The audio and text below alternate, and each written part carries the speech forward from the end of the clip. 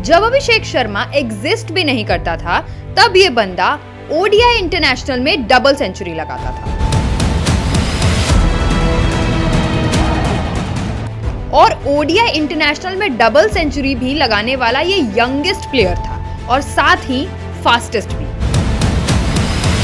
उस दिन इन्होंने एक ऐसा कमाल कर दिया था जो कि इंडिया में इससे पहले सचिन तेंदुलकर, वीरेंद्र सहवाग और सिर्फ रोहित शर्मा ने किया। और उस दिन के बाद ऐसा लग रहा था जैसे इंडियन क्रिकेट टीम को एक नया सुपरस्टार मिल गया हो। फिर आखिर ऐसा क्या हुआ कि इन्हें बेंच पे बैठा दिया गया?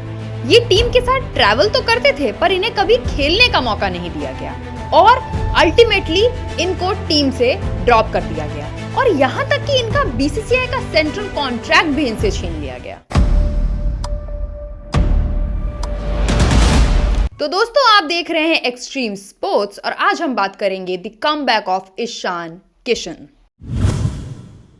10 दिसंबर 2022 India versus Bangladesh ODI series का आगाज होता है। इस टीम के स्क्वाड में ईशान किशन तो होते हैं, लेकिन उन्हें पहले 2 मैच में खेलने को मौका नहीं मिलता है क्योंकि टीम में ऑलरेडी रोहित शर्मा और शिखर धवन जैसे एस्टैब्लिश्ड बैट्समैन होते हैं जो कि ओपनिंग रोल निभाते हैं। फिर आता है थर्ड ओडीआई, जहां कहानी पूरी तरह पलट जाती है। रोहित शर्मा जो ओपनर थे वो इंजर्ड हो जाते हैं और टीम से बाहर हो जाते हैं और उनके जगह पर फिर मौका मिलता है ईशान किशन को। इस मैच में जब इंडिया पहले बैटिंग करने उतरती है तो 3 रन पे शिखर धवन आउट हो जाते हैं। उसके बाद जब ईशान किशन आते हैं तो उसके बाद उनका हिस्टोरिक स्टार्ट होता है। 24 चौके और 10 छक्कों के साथ सीधा 210 रन की पारी खेल लेते हैं। लिटरली ये ओडीआई हिस्ट्री का फास्टेस्ट डबल सेंचुरी था, जिसमें उन्होंने क्रिस गेल का भी रिकॉर्ड तोड़ दिया।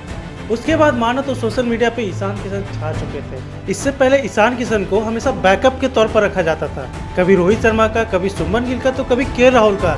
लेकिन इस डबल हैंडेड के बाद मानो तो ईशान किशन का आगाज हो चुका था। यहाँ तक कि आईपीएल 2023 में भी वो मुंबई इंडियंस की तरफ से 454 रन लगाकर टूर्नामेंट में सेकेंड हाईएस्ट स्कोरर बन जाते हैं। उसके बाद तो मानो ऐसा लगता है कि उन्होंने इंडियन टीम में अपनी जगह पक्की कर ली है। लेकिन फिर चीजें बिगड़नी शुरू होती हैं। 2023 ओडीआई वर्ल्ड कप से पहले इंडिया और ऑस्ट्रेलिया के बीच एक बायलैटरल सीरीज होती है, जिसमें यंग प्लेयर्स को मौका दिया जाता है ताकि वो अच्छा परफॉर्म करके वर्ल्ड कप स्क्वाड में अपनी जगह बना सके। और इस सीरीज में ईशान किशन फ्लॉप हो जाते हैं और इसी वजह से उनको वर्ल्ड टेस्ट चैंपियनशिप के फाइनल में भी जगह नहीं दी जाती, क्योंकि मैनेजमेंट को ऐसा लग रहा था कि वो बड़े फॉर्मेट में प्रेशर हैंडल नहीं कर पाएंगे। फिर बीसीसीआई इनको एशिया कप 2023 में मौका देती है और इस टूर्नामेंट में इंडिया वर्सेस पाकिस्तान के मैच में जब 70 रनों पे इंडिया 4 विकेट गंवा चुका होता है, उस क्रूशियल मौके पे ईशान किशन 81 बॉल्स में 82 रनों की पारी खेलते हैं और साथ ही हार्दिक पांड्या के साथ मिलके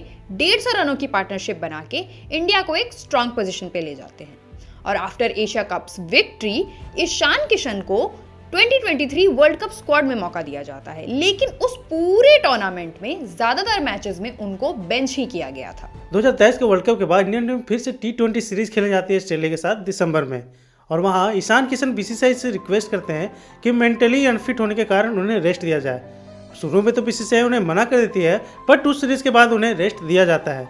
लेकिन उसके बाद ऐसा होता है कि कुछ मीडिया रिपोर्ट्स उनके खिलाफ प्रोपेगेंडा फैलाती हैं कि वो इस दौर में पार्टी कर रहे हैं या ट्रिप पे जा रहे हैं। और जब इंग्लैंड के खिलाफ टेस्ट सीरीज खेलने से पहले उन्हें वापस बुलाया जाता है तो वो मना कर देते हैं। उसके बाद कोच राहुल द्रविड़ का एक क्लियर इंस्ट्रक्शन आता है कि जो भी प्लेयर्स इंडियन टीम में वापसी करना चाहते हैं उन्हें डोमेस्टिक मैच खेलना पड़ेगा।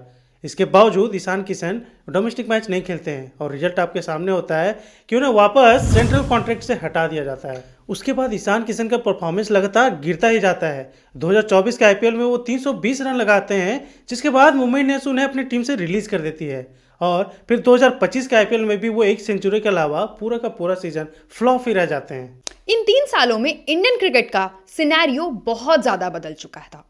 कई सारे नए प्लेयर्स को टीम में मौका मिल रहा था, जैसे कि साई सुदर्शन, यशस्वी जायसवाल, वरुण चक्रवर्ती, रवि बिश्नोई। लेकिन कई सारे स्क्वाड्स में, कई सारे सीरीज में ईशान किशन का नाम भी नहीं था। इवन शुभमन गिल, जिन्होंने ईशान किशन के साथ ही अपनी इंटरनेशनल करियर का शुरुआत किया था, उनको ओडीआई और टेस्ट टीम का कैप्टन भी चुन लिया गया। लेकिन वो कहते हैं ना कि जो किस्मत में लिखा होता है वो कभी दूर नहीं जाता।